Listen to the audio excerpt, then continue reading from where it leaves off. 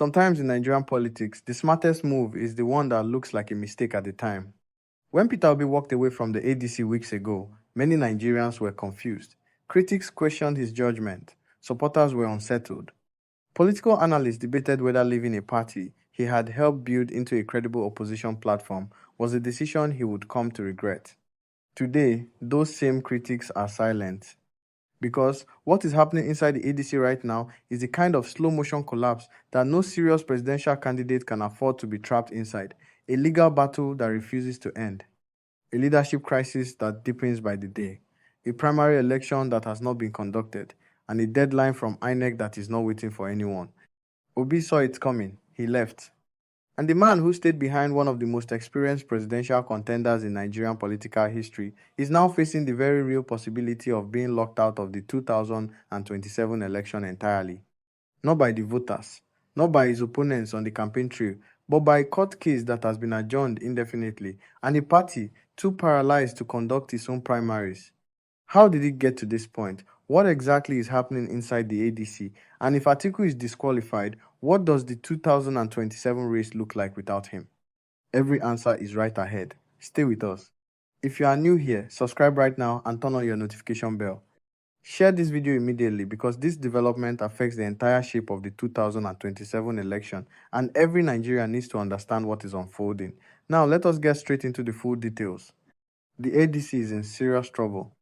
And the consequences of that trouble are no longer contained within the party alone. They now threaten to remove one of Nigeria's most prominent presidential contenders from the 2027 ballot entirely. Here is the full picture of what is happening. The ADC leadership crisis has been ongoing for months. At the heart of the dispute is the question of who legitimately leads the party. The Supreme Court of Nigeria stepped in and delivered a ruling, a clear, unambiguous judgment that recognized David Mark as the rightful national chairman of the ADC. For most people watching from outside, that ruling should have settled the matter. The highest court in the land had spoken. The party could now move forward. But that is not what happened. A faction within the party, loyal to Nafiu Bala, refused to accept the outcome. Rather than respecting the Supreme Court's decision and allowing the party to reorganize under David Mark's leadership, the Nafiu Bala faction filed a fresh legal suit. Their request that the entire case be transferred to a new judge and reconsidered from a different legal angle. The court has now adjourned the matter indefinitely. That single word indefinitely is the most dangerous word in Nigerian politics right now, at least as far as the ADC and Atiku Abubakar are concerned. Here is why.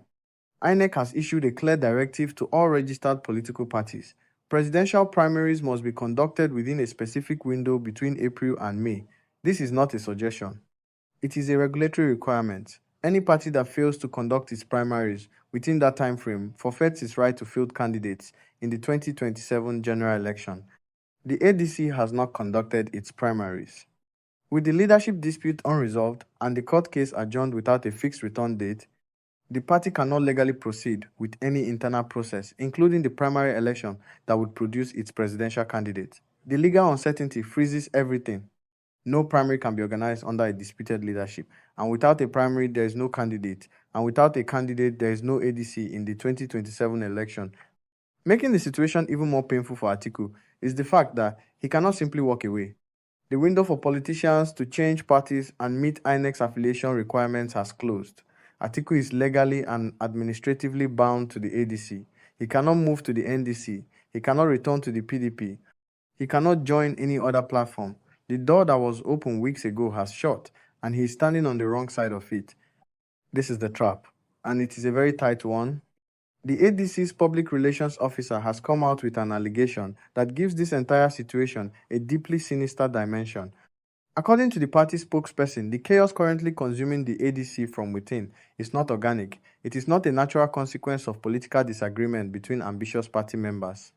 It is, according to the ADC, a deliberate and externally sponsored destabilization campaign allegedly engineered by forces connected to the current ruling government, specifically to prevent the ADC from appearing on the 2027 ballot.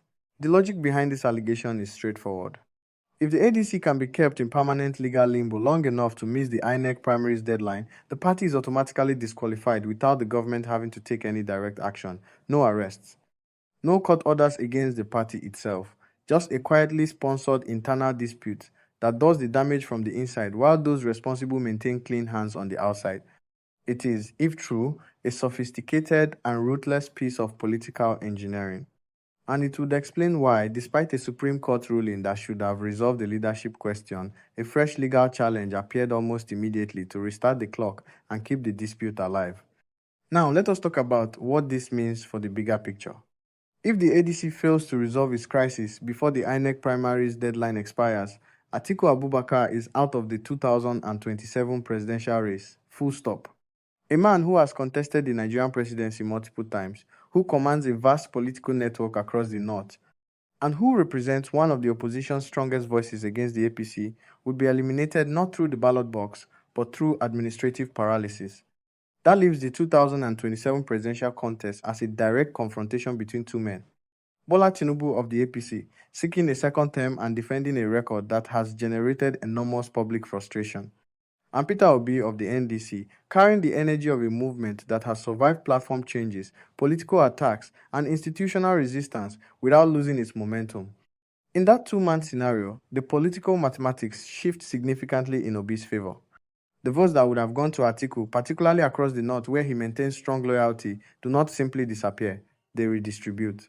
Some will go to Tinubu, but a significant portion, particularly among northern voters who are tired of APC governance and desperate for change, could move toward Obi, especially if the NDC builds effective northern alliances before election day. Obi's movement has already demonstrated its cross-regional appeal. His rallies have drawn crowds in Kano, Kaduna, and other northern cities that were previously considered politically hostile territory for a southeastern candidate. Without Atiku in the race to absorb northern opposition votes, that appeal has room to grow into something decisive. Peter Obi's decision to leave the ADC when he did is now being viewed in a completely different light. At the time, it appeared rushed and potentially damaging to the opposition's unity. In hindsight, it looks like the decision of a candidate who understood exactly where the ADC was headed and chose to build on solid ground rather than wait for a sinking platform to pull him down. The irony is painful for Atiku. He played a role, directly or indirectly, in the ADC's internal dynamics that contributed to Obi's departure. Now, he finds himself trapped in the very party whose instability he may have helped create. For ordinary Nigerians watching all of this unfold, the emotions are mixed. Many are frustrated that opposition disunity continues to hand the APC political advantages it does not deserve on its own merit.